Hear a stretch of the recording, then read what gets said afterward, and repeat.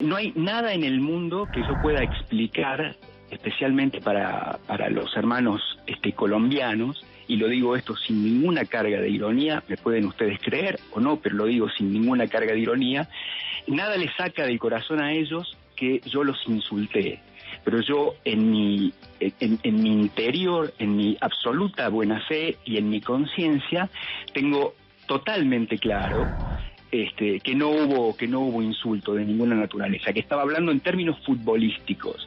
Y bueno, evidentemente en la observación o en la valoración que cotidianamente hacen en Colombia de esta palabra, yo no tengo retorno.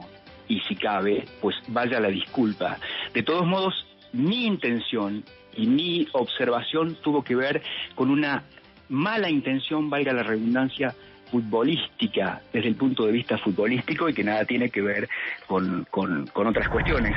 Me da vergüenza haberlo ofendido, me siento avergonzado de haberlo ofendido. Lo que necesito que se entienda en todo caso es que el valor de las palabras tiene un significante, una carga significante diferente. Yo no insulté al pueblo de Colombia, por más que en el corazón del pueblo de Colombia nada le saque la idea de que fue insultado por mí. Y en ese sentido, a ver, no puedo borrar lo que dije el otro día, solo puedo lamentarlo. Sinceramente lo lamento.